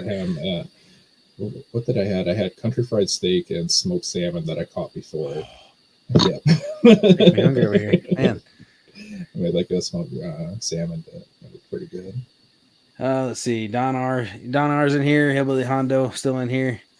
Don R says nice deer. Let's see. Oh, here's some stuff. They were giving some stuff. Hillbilly Hondo also uses the check sheet like you do, Sam. But it's not a bad thing to have. My wife does check sheets a lot, especially when we're going on trips. I can say for a fact on this Florida trip we went on, I definitely would have been missing some stuff if it hadn't been for her checklists. Don says he picks a number of places and decides where he goes based on the weather. Rather than saying, hey, I'm going to this place only and doing this thing on this day specifically, he'll have multiple places and see when he does able to go, what time is the best or what weather is the best, which I also think is a good idea. Oh, yeah, and especially when I was in Florida, so me and my buddy were out, and we were using like a 30-foot boat. Well, you were on the Naughty before. My buddy's boat is called the Real Naughty. Which I kind of like that name, won't lie. It's different, that's for sure. Yeah, we were doing, and not that we're going to talk about it too much, but the art on the side definitely supports the name. That's all I can say. Yes. But we were doing some patriot fishing off of Marathon, which is in the Keys in southern Florida, and the waves were going like east to west. The wind was blowing north to south, and the current was going the opposite way. And I normally don't get seasick, but I'm like, no, that day definitely was it, huh? Yeah, like we were only fishing 30 feet of water. I'm like, we need bridge fishing right now. And you were talking about dolphins on our first part, and that kind of got me into a sense of lull, because we saw dolphins. They were playing with the boat on our way in, and we were fishing under the 7 Mile Bridge, and we caught our limit of yellow snapper within like 20 minutes probably. Nice. And all of a sudden there was no fish. And we're like, well, where'd they all go? Yeah. And we pull up, or like we're talking about moving and pulling up the anchor, and I was like, oh, look, another dolphin. That's not a dolphin. That's a dorsal fin or something much bigger than a dolphin. And this, I'm not kidding, dude. This fin was like, it was huge. Like it kind of reminded me of Jaws. So it wasn't a shark, it was a megalodon. It was definitely a shark. Yeah. My buddy picks up the chum bag, and I go to pull up the anchor. And as I'm pulling up this anchor, there's just a shadow of something that was like more than half of our boat. Yeah. Yeah. It make you a little nervous. I saw this movie before. Not pulling up that anchor. And you'll see some scratches on the side of the boat because he wasn't pulling up the anchor either. So we were the chain just scraped along the side. Yeah.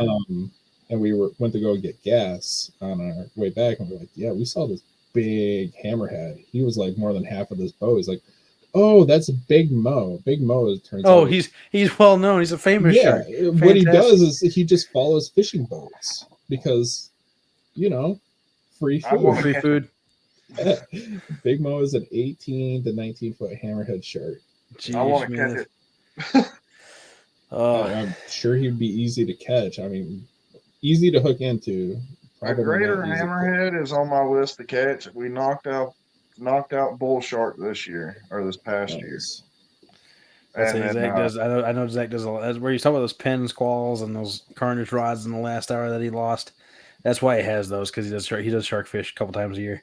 And also, sorry about me like slamming water constantly. I do have COVID, so. Oh, smooth. Oh yeah. Yeah. 6 foot rule. I'm glad you're 16 hours away from me. Right. I'll be on the next flight. Don't worry. Yeah. Right. But yeah, wow. I go shark fishing a couple times a year. I mean, even the prep work for that though. Well, yeah. Why don't you dive into that a little bit? Why don't you talk about what you do for that trip particularly? Because I know it's not like it's a couple hours away. It's like what, 4-5 hour drive. 6-hour drive. 6-hour drive. So you have a 6-hour drive. Obviously, you have to be able to stay there. It's not just a day trip at that point. And a lot of the thing, we use the reptile shows. Like if we go to Mobile, my shark rods are coming with me because I know the beach is only an hour away. Sure. After the show's done with, if Amanda don't want to go to the beach, I'm dropping her off at the hotel and I'm heading to the beach to my shark spot because it's only an hour away from the hotel. I don't blame you. But to prep that, I got to get, like, I think I'm out of wire or still leaders. I got to buy some more wire. But So you wouldn't have known that if you weren't organized. Just saying. I do know that. I'm out. Right, I'm saying you wouldn't have known you were out though if you weren't organized. Yeah. You would have thought And you had something, and you'd been searching your still shed in the leader. dark. The still leader I use is, I think it's like 1,000 pounds still leader. Oof. What? And I use, it's a hook, the still leader, and then it goes swivel, and then what I use for my sinker slide area, I don't give my sinker much room. I only give it about 1.5 feet, 2 foot. But my still leader is another, I think I go 2 foot on my still leader. But the mono I use is, I think it's 300-pound mono, and it's crimped. So I got the time it takes me to tie a shark rig, I can tie a shark rig in like 5 minutes. But everything I need is double what I normally would use for a catfish rig because I'm crimping everything. That's not wire. I'm doing hay twists on the wire, so that takes time to get it right and look good. And then the hooks I use 12-aughts, 12-aught circle hooks. You're not allowed to fish saltwater anymore in Florida or Alabama without using circle hooks. I don't know about anywhere else, but in Alabama and Florida, you have to use circle hooks. Is that if you're using cut bait, or is that just in general? In general. So even your lures have that circle hooks on them? If you can use the lures that are pre-made lures that don't have them, that's fine. It's just rigs that you make have to have circle hooks. Gotcha. Okay, I thought it was if you're in the east or west side, like if you're in the Gulf, you can use pretty much any kind of hook, but if you're on the east, that's not. If you're on the east side, that's not how the game warden explained it to me. Okay. It was all of the states. Oh, okay. Like all of Alabama, wherever you're at on the coast, you have to use, which we don't have a big coastline, but you have to use circle hooks, and all of Florida, you have to use circle hooks. Correct me if I'm wrong. I'm not sure. No, like I'm not sure. You guys know more than I do on that one. I do know. 2 years since. Interesting story. The first day I was fishing in Florida this trip, we were stopped by the Florida fishing game. Nothing really happened. It is what it is. But I will say, one of your prep things, if you're going to have a measuring device, make sure it is correctly measured. That's all I'm going to say. Did you pull it a oopsie? It's like, I did not. I can say I did not. But when you have people who aren't used to measuring fish, and then on top of that, you have a board that's attached to a boat that may or may not have been stretched a little bit while it was getting installed, it can make a difference. Yeah. And some of the fish down there too, you like have to pinch the fin. Right. Some species you have to pinch the fin, which you may or may not know about if you're not from there, right? And then on top of that, you also have to take into consideration the fact that just because you're fishing the ocean or saltwater does not mean that particular canal you're in. Same with rivers, for that matter. Certain sections of the river you can only use single hooks and not trebles, or you can't use certain baits. I mean, that stuff all takes into account too. So I mean, there was a number of little mistakes, and like I said, there was no major trouble in Florida. They give you warnings based on each species you catch if you keep one that's not correct in size. So there was a couple warnings issued. Just being straight up honest, but one of them was because the person that measured the fish didn't hold the fish correctly. The other one was the fact that there was two. The first one, the person didn't know how to measure the fish correctly, and the ruler that was installed, there was a piece of flooring carpet that would fold over onto the ruler, and they didn't move that, which increased the length of the fish by 1/4 inch. Because really what it did was it decreased the ruler by 1/4 of an inch. So then the one fish was 1/4 inch short, The other one, the guy that was fishing with us told us the wrong size because we don't know where we didn't live there, right? And that fish was 3/4 of an inch short because he thought it was the size limit was an inch shorter, but because of where we were, which was only like 500 yards away from the line where it was acceptable, it wasn't good. And it's just like here. I mean, if you're catching, like I know bass. Well, I don't know if it still is. 'Cause I haven't checked in a while because I don't keep bass. But it used to be in Chickamauga, they could be. I'm sorry, no, in Nickajack they could be 8 inches long, but in Gunnersville, which is right below Nickajack Dam, they had to be 10 inches long. And I know quite a few people that would get in trouble for keeping fish that were 8 inches long, but they'd go fishing on Gunnersville, before they left because on the way home or whatever, and then get caught and get in trouble because they possessed fish on that body of water where they weren't allowed to be that size. And there's no way to prove where you catch the fish from, right? Yeah. So it's something you do have to keep in mind too.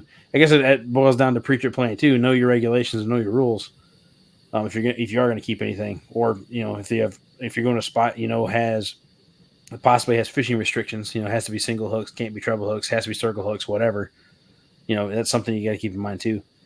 Just because it's similar to where you fish at home does not mean that everything's going to be the same. Nope. Laws move from a body of water. Yeah. And that's like here. Also here in Tennessee. I mean, I live pretty much on Nickajack Lake because everything below the dam is Nickajack Lake. Above is Chickamauga.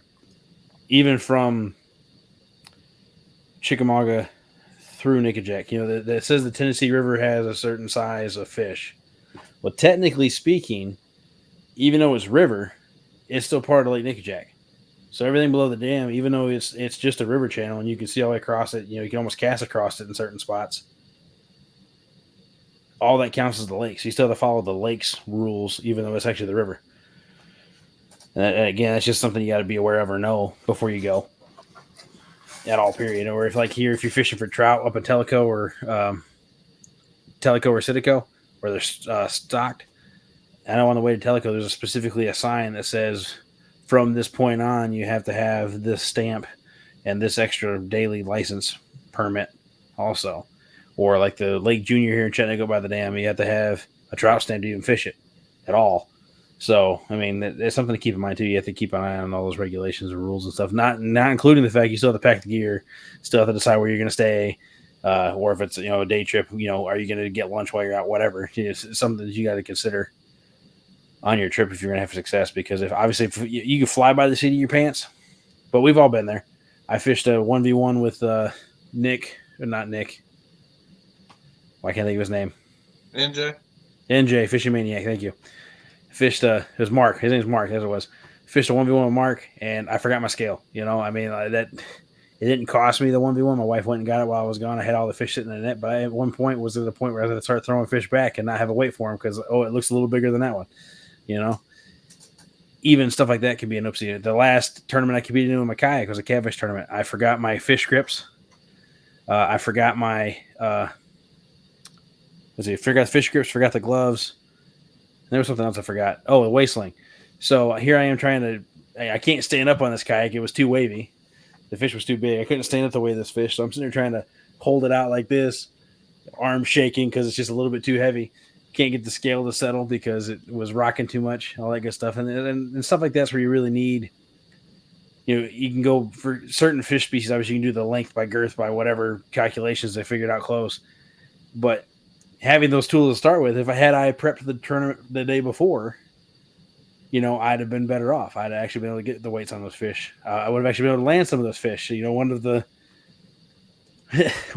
worst things that happened to me in tournament, I literally could have been in third place if I caught one more fish, but I didn't have my fish grips. So I attempted to grab it yank it in by the leader and just snapped it right there in the kayak.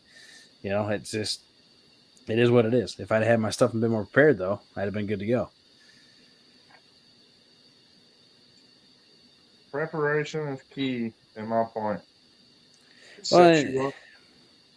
And like you said, for what you said specifically, in Sam's case, multi-species, having the 51-pound tackle box, you're as prepared as you can get. You got everything, right? Yes. Everything you can normally think of. I even have catfish, but they're just a store-bought ones, so I'm sure they're not good, and they're probably about 10 years old, but if it works, it works. In Zach's case with the shark trip, crimping your leaders, hay bale wire and tying your wire leaders. I mean, and having your 12-aught hooks. I mean, I'm not going to carry 12-aught hooks on the regular. I'm going to have to get those for that trip. You know, again, inventory management, inventory, tackle storage, all that stuff. Being able to know what you need, what you have, can help you preparing the trip as well. But it can even, like I said, it can be as simple as just knowing where you're going to stay or knowing where you're going or knowing your regulations. It could be as complicated as, hey, I had to have exactly this many hooks because I know I'm going to spend this many days there and I'm probably going to snag this many times. You can make it as complicated as you want. But from a simple standpoint, you know, doing things such as having a checklist or just memories from previous trips to remember stuff that you forgot about, then to help you remember it now, it makes it easier. But then there's other things you can do too, like for your pre-trip planning. You know, it's big in bass fishing. If you're doing a tournament, oh, hey, it's this time of year. The water temperature is this. The fish tend to do this on this body of water. They're going to be at this point or halfway in this creek or whatever. It goes for any species too. Walleye do it too. You know, at certain times of year they're running the flats more. Certain times of year they're be on the ledge or close to the bottom of the rocks. Catfish, you know, when they hit a certain temperature, they go into this spawn where they won't eat anything for a month and a half. You know, so just knowing the little details can prepare that trip too, because obviously you don't want to necessarily plan a trip to go catfishing in April when the water temperature is just right for them to all be spawning and they're not wanting to eat, you know? See, the bad part is I can tell you exactly how many 12-aught hooks I have right now. And that's fine. Good for you. Yeah. I can't. I don't have any. You know, I don't think I have anything bigger than an 8-aught, which is fine, you know. But a lot of times I typically stick between 4 and 6-aught for most of my catfishing, just because I can still land them on a small hook even if they're big. It's not that big of a deal. Catfishing, like if I'm running for channel cats, I'm using like 3 to 4-aughts, but blue cats, no matter what size blue cat I'm going after, it's a 10-aught hook. And that works for you. Simple as that. You know, Sam, he doesn't catfish hardly at all. There's no blue cats in Michigan. There are some flatheads in certain parts of the state. And they get pretty big. The biggest catfish I've ever caught was 5 pounds, maybe 6. Yeah. They're just not coming up here. So you can catch them just on a bait holder hook for use for bluegill, you know, honestly. That's what I caught it on. It was one of those things where I was running a minnow, and of course, it was a dead minnow because that's what I had. And it was on an ultralight set. I was looking for crappie. It was later in the day, and I just kind of wanted to be done, but the people I was with wasn't. It was like 95 degrees. It was really hot up here. I bet.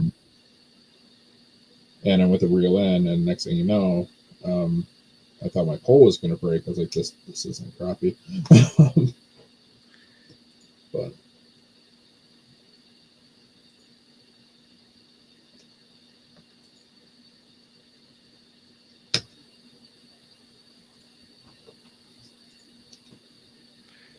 y'all give me a minute. I got yelling going on.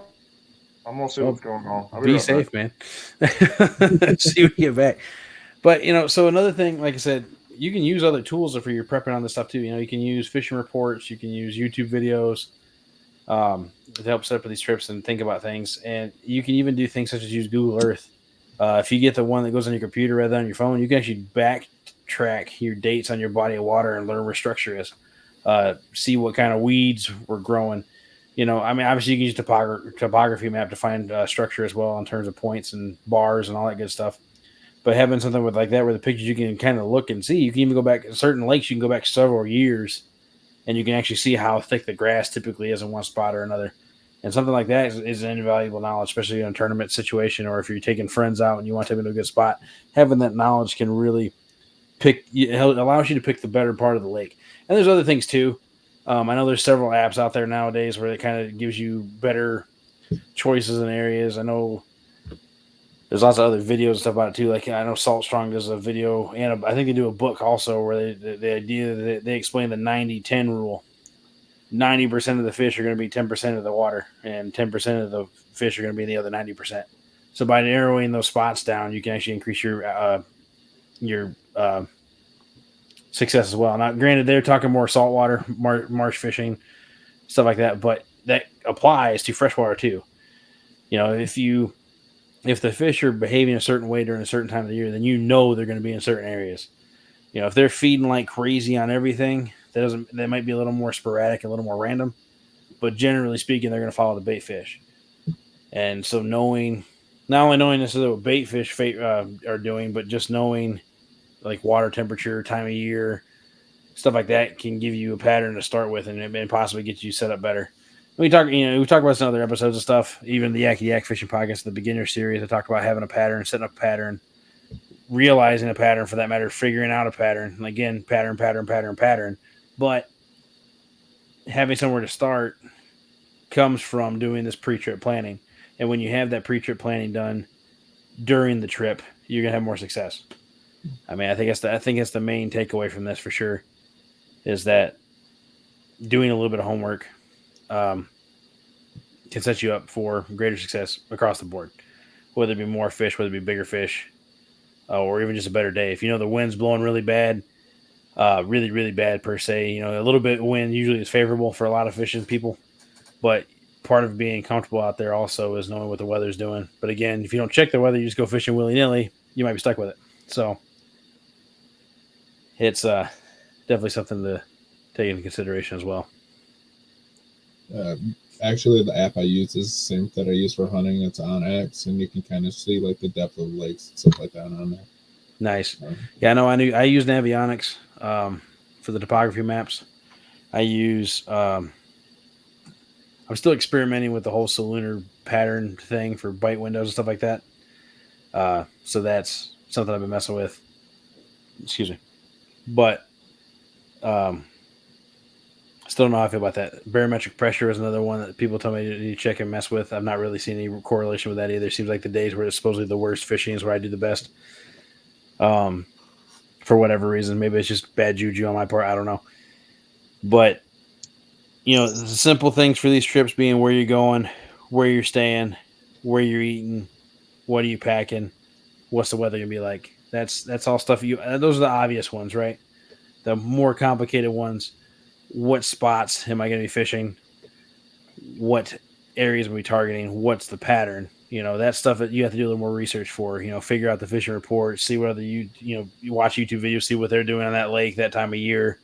Or just guess. I mean, obviously, if you're behind an edge, you can't go by 100%. But I know, like for me, I kind of know what it was fishing good to be fishing for around that time of year, based on a channel called Richard Dean the Fishing Machine. I know some of y'all heard of him.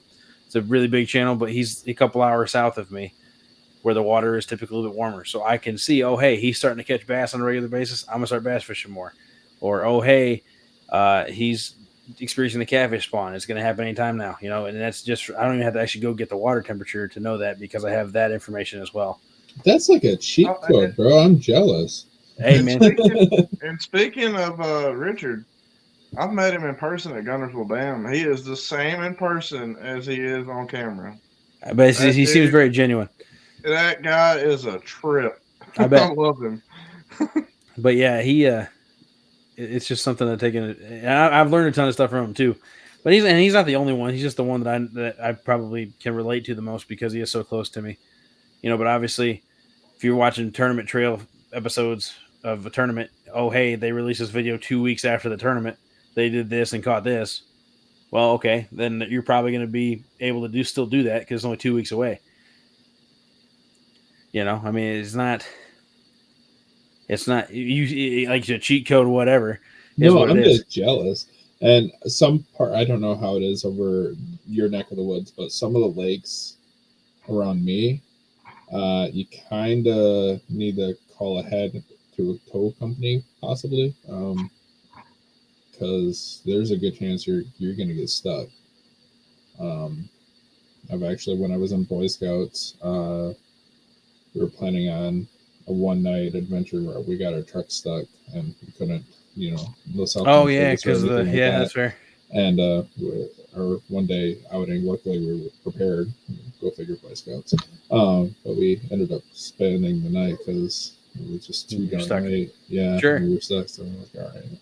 Well, so that's another thing. I wouldn't have thought about that, but that makes sense. I mean, if you're going somewhere, especially if it's not somewhere a little more remote, for sure. Yeah, like our Michigan's Upper Peninsula. I mean, it's almost all wild land.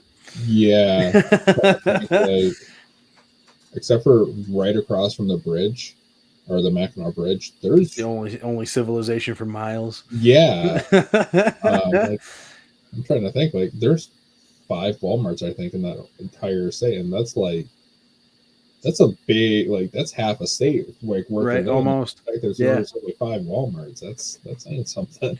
Well, like I said, I know where I'm at. I can drive pretty much 15 minutes in any direction and hit a Walmart. So it's totally different down here in terms of Yeah. I being can the drive great 10 wilderness. minutes and then hit a Walmart, and the closest Walmart from that one is probably about 30 minutes away.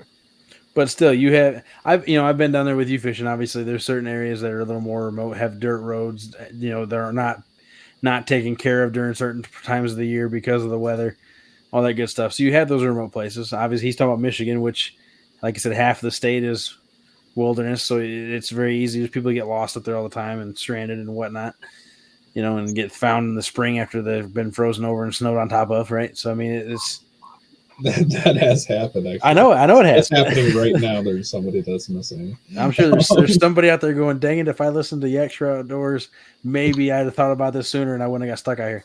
And well, when I go to the hunting cabin, because it's so remote, like we had a break-in at the cabin. It took the cops 4 hours to get there.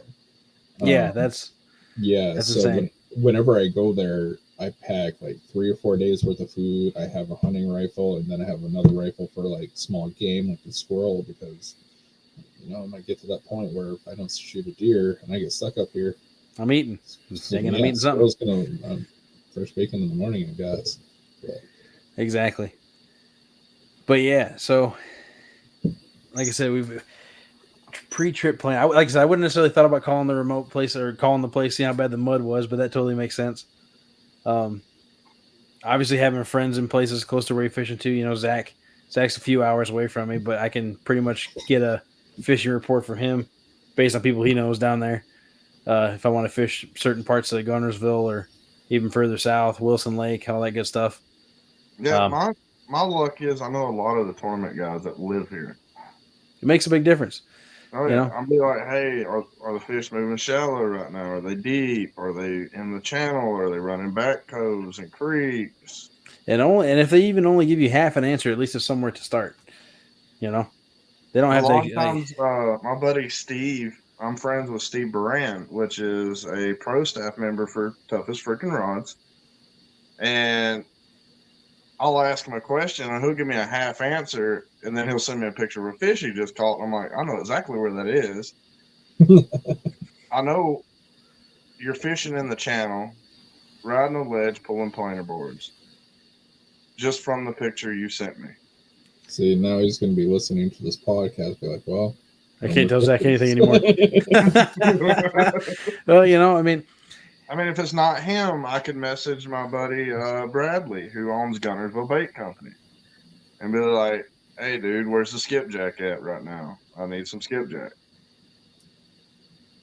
And that works too. I mean, having a local bait shop works too, because they want to sell you the stuff. They want you to go do the stuff because you're more likely to buy stuff from them if they give you that knowledge too, right? So there are some more reliable sources of information than others. Obviously, you have the guys that give you half answers. You have the guys that tell you purposely wrong things. But you can find out generally pretty quick if they tell you something wrong, pretty fast. I mean, it's pretty obvious. I mean, if they tell you, hey, this is the boat launch to go to, they're here, and you go there and there's no boats, they probably lied to you. I know that was one of the buddy of mine that is also another bait guy that catfishes. He's the one that told me about Lock 6 the first time I ever went there. He's like, yeah, go here.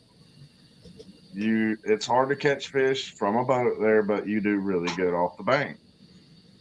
And then I pull up, there's no cars, it's the middle of winter. I'm like, this dude told me the wrong thing. And that night I pulled in a 58. It happens. I mean, sometimes they're right. I'm not saying don't give it a shot. Or but sometimes they're wrong. Correct. And just keep in mind that there's that chance. There's that chance, exactly. There's that chance of telling the truth. There's a chance they're not. But yeah, it's just part of it. Which that buddy is Ron from Reel 'em Up Dragon Weights. Oh, nice. Okay. So you have friends with deep pockets of information for sure. That explains all the fishing poles that he lost. It does. You know what? Now it all makes sense. Now it all makes sense.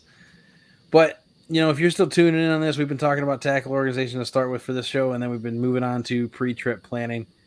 There's lots of things you can do, lots of things you can think about, lots of things to talk about when it comes to planning your trip. and it can be as simple as a checklist. It can be as simple as just knowing how much of a certain gear you have, whether or not you have to buy more, save some money, all that good stuff. There's nothing other than the depressing part of actually having to do it. If you have never done it and you're like me and you have a whole entire shed full of gear that you have to go through and sort, that part, it's a little depressing. Realizing how much money you spend on stuff that you forgot existed. But the benefits definitely outweigh the costs. I can say that for a fact. I mean, even just in the couple of trips lately where I've been able to just actually get stuff ready to go, and I literally could get on the water within an hour. Yeah, you For the most part, makes a big difference. Started doing that, didn't you? I did. That was one of my 2024 goals, was to be more organized, and it's made a huge difference. I tried telling you that. Yeah, well, some of us just have to learn the hard way. It is what it is. But like I said, it's definitely worth it for sure. For sure. And do you guys have anything else to add? I mean, is there any other things you can think of that are pre-trip planning things? Maybe more oddball stuff. Maybe something more simple that we just completely didn't think about talking about. Well, I can say what I do for every step I do before I go for a fishing trip. Okay. Especially on the kayak. Like the kayak, I prep way more. Now, is it because you're concerned something will happen, or is it because of the fact you can't go back to your car and get it? Both. Okay, let's hear it. Kayak, I've always got a dry bag with dry clothes in it. Sure. Safety. Yep. That's the first thing that goes in the kayak, and then you got my first aid kit and all that stuff that goes in the kayak. Because all this stuff comes off before I go fishing, or after I go fishing. And then my next thing I do is picking my spots, because I can't just barrel down the river. I gotta be very strategic about where I'm fishing. Sure. Can't go out there and just float around for hours. But so you can only cover so much water, right? Yeah. And then bait's another thing that I have to go out and catch bait before I go, because I don't want to be on the kayak trying to find bait and not actually being able to go fishing. I am kind of jealous of that. Don't mean to interrupt you or anything. Like, we have to buy minnows, and there was a couple of years where we had to show a receipt where we got our minnows from. Oh, wow. What? Yeah, I'm not even half kidding. We could not use like minnow traps or anything like that. The DNR was very, very well. Our lakes are kind of, I hate to say unique, but they are, just given the size. And sure. So if you get minnows from like a locked lake, like where there's no natural like rivers going to, like It's Michigan, they don't want to bring parasites to the big lakes. Sure. Yeah. Like that was their thought, but at the same time, it's like, really? Our section of the Tennessee River now, they just posted signs a couple months ago. You are no longer allowed to transport live gizzard shad from one location to another. Wow. I guess that makes sense, though. Well, gizzard shad are, what he told us they're invasive. I'm like, the gizzard shad have always been here since I've been fishing. I've never, ever heard about them being invasive. He's like, no, they're an invasive species on our section of the Tennessee River. It's like now we're starting to get Asian carp. They're moving down the Elk into the Tennessee River. Right. Well, they were there are Asian carp in Garnersville Lake. Everybody knows that. Yeah. The Tennessee state record was caught below Naked Jack Dam. And then also, though, I've seen Asian carp, pictures of people with Asian carp caught up in Parksville Lake, which is on the opposite side of Chickamauga. So literally, Naked Jack and Chickamauga don't have any, but both sides of them have it. Well, this is on Wheeler. Well, either way, I'm just saying, if you're telling me the lakes in the middle don't have them, but the lakes on both ends do, and all the river goes through them in one direction. I mean, obviously, had to be one that passed through there at some point, right? Yeah, they locked through with the barge. Right. So, I mean, I hope it doesn't become bad like it has in other parts of the world or parts of the country. But at the same time, I'm not against catching a 70-pound fish. If they show up on the regular, it is what it is. I'll catch. The only I'll bad catch thing on. about Asian carp is they destroy shallow nesting fish's nests. It's not because they're eating the eggs; they nest in the same spots, Right. the same conditions. That's where they nest. Like your bass beds, that's where an Asian carp's going to bed at. It's the same conditions they bed in. That's So why what? they're destroying the beds. I don't mean to interrupt you, but what Hillbilly was talking about in the chat, I was just in Virginia and people were talking, like, my main thing when I was in Virginia, I bought way too many fishing lures because it's so much more unique getting saltwater and brackish water stuff and bringing it to, like, you know, Lake Michigan and seeing if it works. But people were talking about carp in, like, some parts of Virginia and stuff like that too. And actually, Dieter Melhorn was talking about flathead catfish apparently are a invasive species in North Carolina, which I didn't know. Yeah. Catfish, not carp, my bad. Either way, Yeah. still. And obviously, so there's going to be a point, like one of the common arguments with common carp, not Asian carp, but common carp, is that they're naturalized. The idea that they've been here so long that nature's kind of accepted it and changed, adapted for it, right? And that makes sense. It's an evolving world. But the initial onslaught, if you will, is what damaged a lot of these fisheries. You know, I read a thing a while back. Hey, Cabbage Shooting Outdoors, welcome in. He came over from Rustic's channel, said Rustic Raid. But you know, the idea is that these fish. Oh, I'm sorry. What I said was the article was from the state of Virginia. They're called not bowfin, snakeheads, which commonly are confused. Bowfin are confused commonly for snakeheads because they are similar in shape, but they definitely are different fish. Bowfin being the native one, and the other one not being the same. So, like, Bowfin are also more of an ancient fish than the snakeheads are too. for sure. But like I said, they're two totally different species. They obviously look different, but they do get confused quite a bit because they do get to be similar sizes. They prefer similar habitats, all that good stuff. But the snakeheads, they've noticed over time. Not that I'm saying they're naturalized now. Not that I'm saying they're not still labeled an invasive species. Don't get me wrong here. You know, if the government you're fishing under says, "Hey, kill them," then that's fine. Whatever. Do what you're told. Right. Don't deny that. We don't want anybody to get in trouble here. But he was showing that there's studies they're doing that were showing that the native species are finally accepting them as a food source. The snakeheads, the snakehead fry, and so it's actually starting to balance itself out now in certain areas of the country. And it was a very interesting documentary to read. And like I said, it's not saying they're not invasive still. It's not saying they're not a problem still, but it is showing that, you know, eventually there's a hope that the natural world will evolve to adapt to that disruption. So hopefully it'll be something similar to that with the Asian carp. We'll have to see. Only time will tell. With the snakeheads, it's also hard for our predator fish to prey on those babies because the parents are with those babies until they're juveniles. Oh no! Like I said, I'm not saying that that's a mouthful of teeth. You ever seen a snakehead come after something? I have. It rips it in half. I have.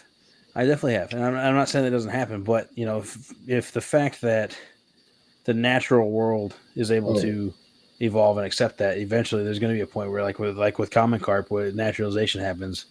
And I'm not saying you're never going to have problems in certain parts. I know out in Utah, there's certain lakes where there's nothing but 2-pound carp because there's just so many of them, right? Because they're not getting managed at all in any kind of form or fashion. But then you also have places like here in Tennessee. You know, I'm not against bow fishing at all in terms of as an activity.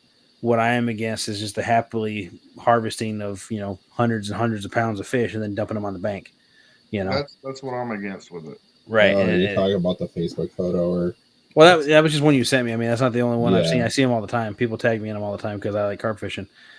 You know, and like I said, I understand the idea of managing a population of stuff, but it's sickening. You know, and I commonly say, hey, if somebody did that with a bunch of deer or, you know, a bunch of squirrels or something, where they just killed a bunch of them and just let them sit there and rot, they lose their mind. You know, that's a thing up here, honestly. Like trophy hunting, they just take the head basically or the horns and leave the body. It's can't tell you how many times I've seen that. It's like, really? Yeah. Yep, man. I mean, at the end of the day, that could be food for somebody that's hungry. It could be food for somebody, but like you literally, it's wasteful. It's wasteful, and that's the part that just blows my mind.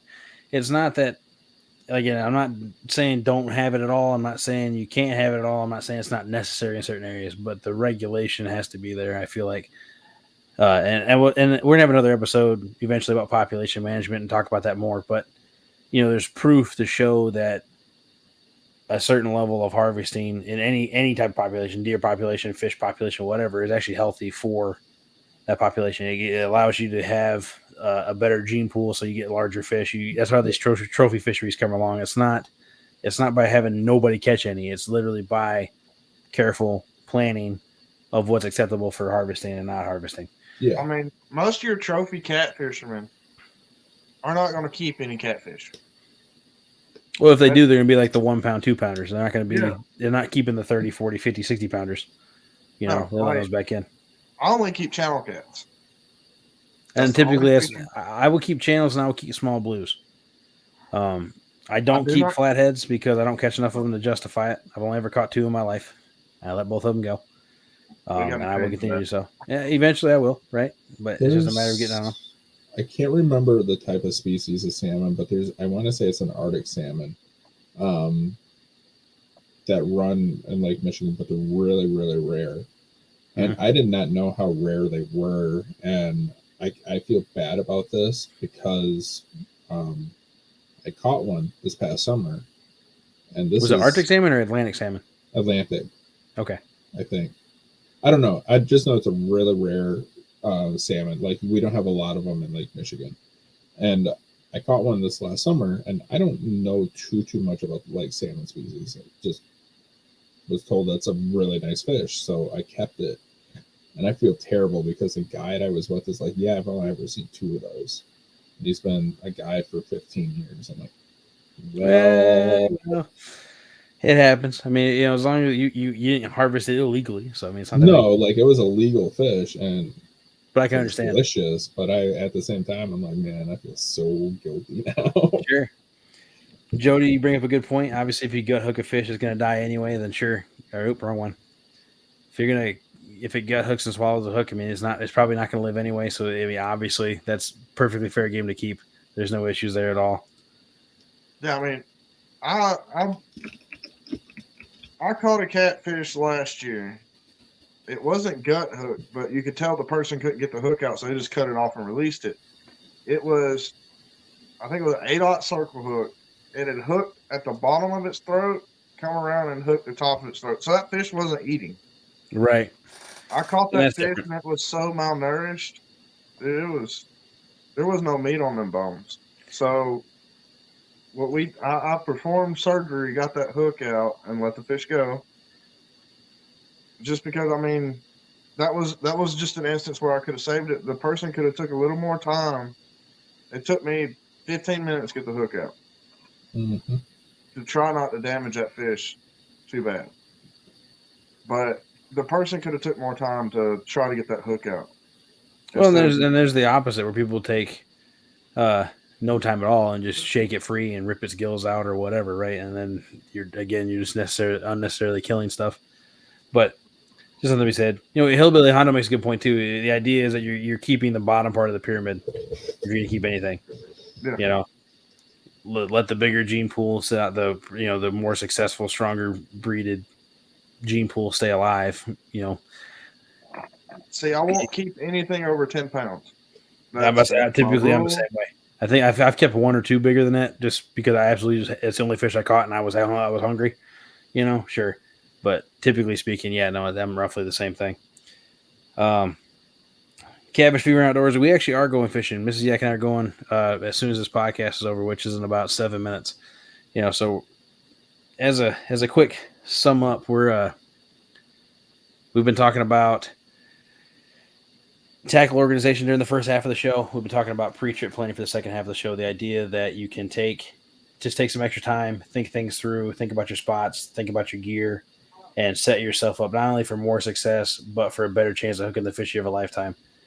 And before we go, like I said, we have a couple announcements. If you're watching the screen at all on the bottom, we're at February 29th, we're doing a 500 subscriber giveaway. It'll be subscriber only mode. So if you're not subscribed, consider subscribing to get on that. We're giving away a TFR bait casting rod, a 7'6" medium heavy. It is slightly used, but my wife put it up for the giveaway. We're also giving away some stickers and some other stuff if I can get a hold of everybody and all the pieces in there. We're also trying to get a hold of some hand-tied jigs from Double Hook Angling. So, I mean, there's going to be some good stuff to give away, and it's going to be a good time. And if you're into that kind of thing or want to be a part of it, then you can get with me. If you want to just be there for the show, just keep an eye on it. Like I said, February 29th, I'll be putting the link out soon, sharing some more stuff about that. As for the podcast itself, next episode is going to be in 2 weeks. It'll be Saturday, 10 p.m. Eastern time until midnight. 2 topics as always with these 2 fools. And I mean, we can stretch it out like 4 or 5. And actually, I'm just reading the comments. Jody, are you talking about the Plano Weekender, like 3,500 and 3,600s? Because I did not control myself. I bought one. Are you talking about the ones that are the yellow ones? This one was red and gray. It was like, it's $10. It's normally 25. Have you seen the new ones they came out with? How about like the Plano 30, edges? $40? Yeah. And they have the custom, they have the flex one where you can completely change the size of the compartments, but they want, almost $60 for it, depending on which one you get. Yeah. Those are the ones, they're yellow. Those are the ones I'm talking about. Yeah. They're absolutely insane. I was thinking about it because they're also waterproof. Oh, yeah, don't get me wrong. I love the idea of it. I love being able to make it exactly what I want for the lures I want, but I'm just like, I can't afford. Do you love it enough to be $60? No, I don't. But yeah, so you guys got anything else to add to the show, or any more announcements you want to put out there before we start ending this thing? I do not. No. With that being said, everybody, thanks for hopping in. Jody, for hopping in at the last minute. Thanks for contributing. We are, like I said, we're going to be fishing here soon. So until next time, take it easy in tight lines. I'm Anthony with the Extra Outdoors. This is Sam and Zach. We will see you guys in 2 weeks. Y'all have a good night. Later, bro. Later.